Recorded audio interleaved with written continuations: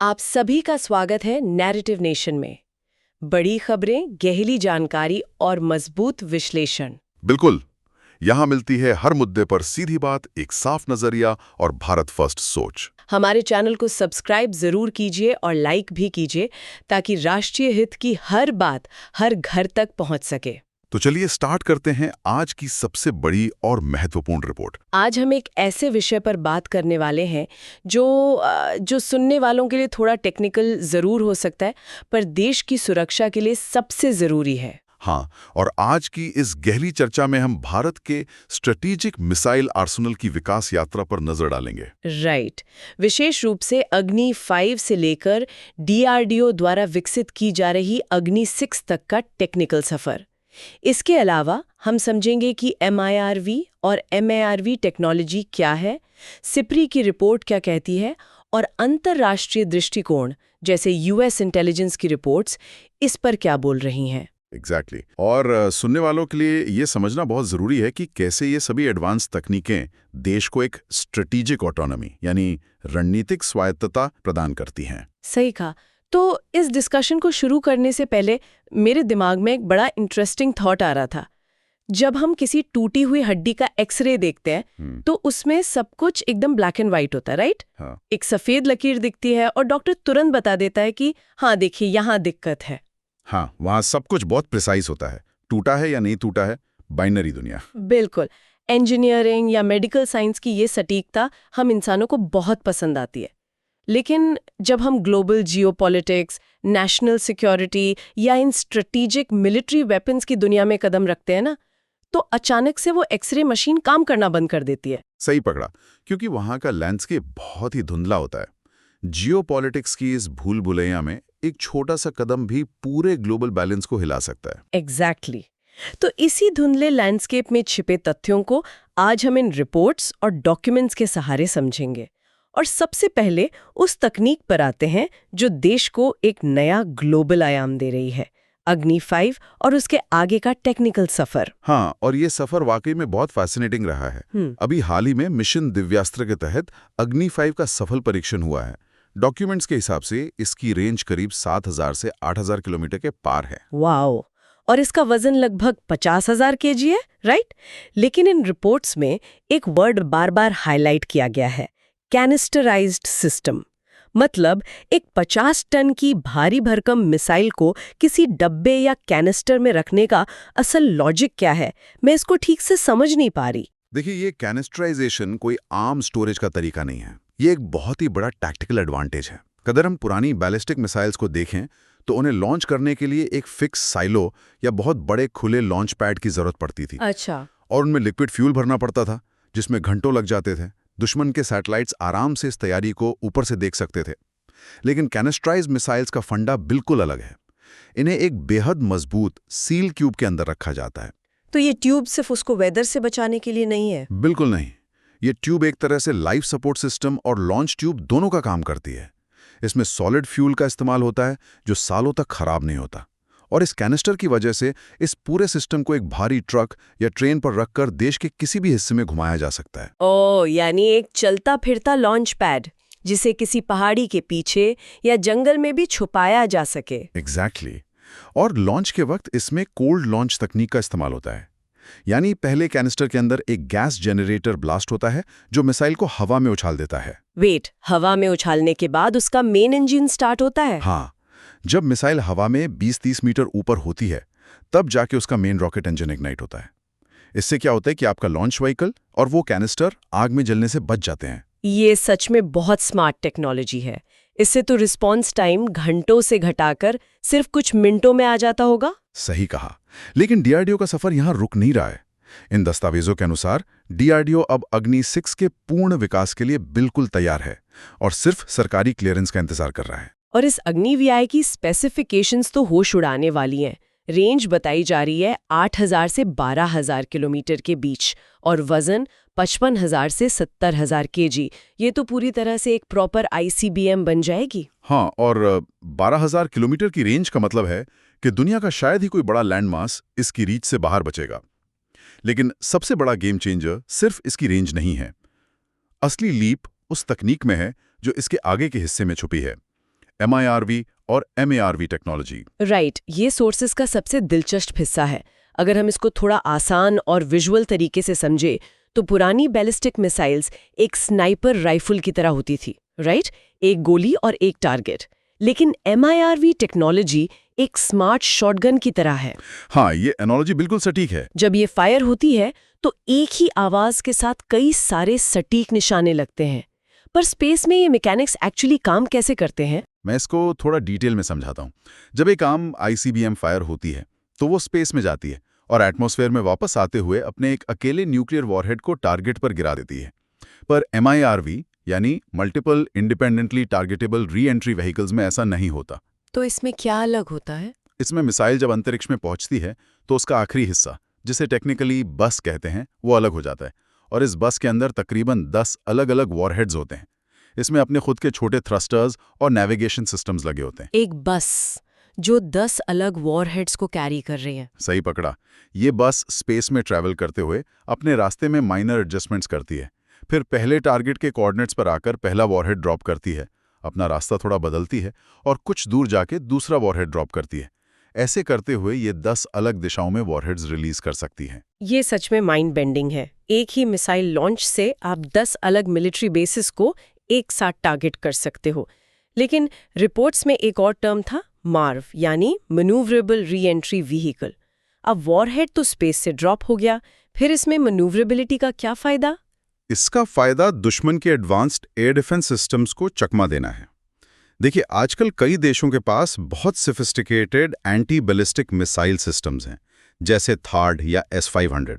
जब एक normal warhead अंतरिक्ष से वापस आता है तो उसका रास्ता एक फिक्स्ड कर्व जैसा होता है, जैसे हमने हवा में एक पत्थर फेंका हो, राइट? बिल्कुल।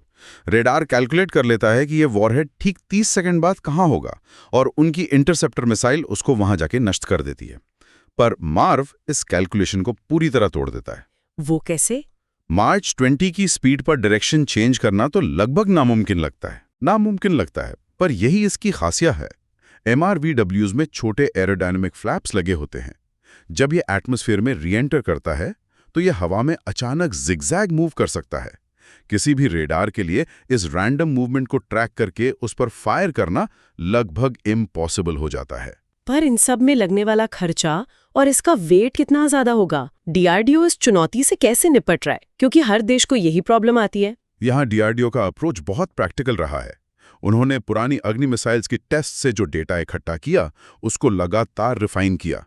जैसे रॉकेट में पहले भारी हाइड्रोलिक पंप्स और पाइप्स लगते थे, अब उनकी जगह DRDO हल्के इलेक्ट्रोमैकेनिकल एक्चुएटर्स का इस्तेमाल कर रहा है। तो एसेंशियली भारी पार्ट्स को नए और हल्के मटेरियल से रिप्लेस कर दिया गया। इससे तो मिसाइल की रेंज पर भी फर्क पड़ेगा। बहुत बड़ा फर्क पड़ता है। रॉकेट साइंस में 1 किलोग्राम डेड वेट कम करने का मतलब है रेंज में कई किलोमीटर का इजाफा। इन सब इनोवेशन से कॉस्ट और टाइम दोनों बचे हैं। ये तो हुई टेक्निकल साइड की बात। अब आते हैं उस मुद्दे पर जहां सबसे ज्यादा डिबेट होती है। इस आधुनिक तकनीक का देश की रक्षा नीति पर क्या असर पड़ता है? क्योंकि 12,000 किलोमीटर रेंज की मिसाइल सिर्फ एक फिजिक्स प्रोजेक्ट तो है नहीं। बिल्कुल नहीं। इस बदलाव को समझने के लिए हमें सिप्री की रिपोर्ट देखनी होगी। सिप्री यानी Stockholm International Peace Research Institute. ये ग्लोबल आर्म्स को ट्रैक करते हैं। उनकी रीसेंट रिपोर्ट कहती है कि अब भारत का फोकस शिफ्ट हो चुका है। पहले कहाँ था और अब कहाँ है? पहले डिटरेंस का मेन फोकस पड़ोसी देश पाकिस्तान पर था, लेकिन अब इन लॉन्ग रेंज वेपन्स के विकास का सीधा इशारा चाइना जैसी बड़ी ताकतों और ब्रॉडर इंडो पैसिफिक रीजन की तरफ है। अच्छा, यहाँ एक फिलोसॉफिकल विरोधाभास है जिसको मैं पॉइंट आउट करना चाहूंगी। हमारी पब्लिक पॉलिसी है नो फर्स्ट यूज, यानी हम पहले कभी न्यूक्लियर हथियार का इस्तेमाल नहीं करेंगे। सही बात है। साथ ही पॉलिसी में क्रेडिबल मिनिमम डिटरेंस का भी जिक्र है। पर अभी हमने बात की इन कैनिस्टराइज्ड मिसाइल्स की, जिन्हें सॉलिड फ्यूल के साथ हमेशा रेडी टू लॉन्च रखा जाता है। तो सवाल ये है कि एक शांतिप्रिय नो फर्स्ट यूज पॉलिसी होने के बावजूद एक लोडेड हथियार हमेशा तैयार रखना, क्या ये आक्रामक बदलाव नहीं है? ये बहुत ही गहरा और लाजमी सवाल है, पर इसका जवाब डिटरेंस के असली मतलब में छिपा है। डिटरेंस का मकसद पहला हमला करना नहीं होता।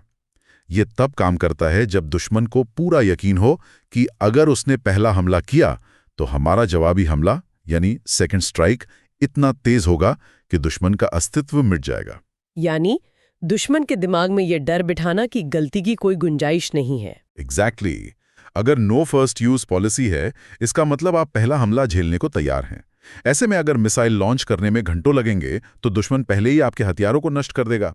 इसीलिए कैनिस्टराइज्ड और रेडी टू लॉन्च मिसाइल्स आक्रमण के लिए नहीं बल्कि सर्वाइवलिटी के लिए हैं, ताकि पहला हमला झेलने के बाद भी तुरंत पलटवार किया जा सके। और इस सर्वाइवलिटी को बिल्कुल बुलेट प्रूफ बनाने के लिए ही न्यूक्लियर ट्रायड का कॉन्सेप्ट आता है, जिसका जिक्र इन दस्तावेजों में भी है।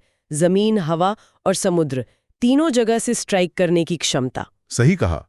जमीन के लिए अग्नि सीरीज, हवा के लिए विराज और जैगुआर जैसे फाइटर जेट्स, पर सबसे दिलचस्प हिस्सा समुद्र का है, जिसे हम SLBM या सबमरीन लॉन्च्ड बैलिस्टिक मिसाइल्स कहते हैं। क्योंकि जमीन पर तो सैटेलाइट्स आपको ढूंढ सकती हैं, पर समुद्र के अंदर छिपना तो पूरी तरह से अलग गेम है। वहां रेडार वेव्स काम नहीं करती। बिल्कुल, वहां सिर्फ साउंड वेव्स काम करती हैं।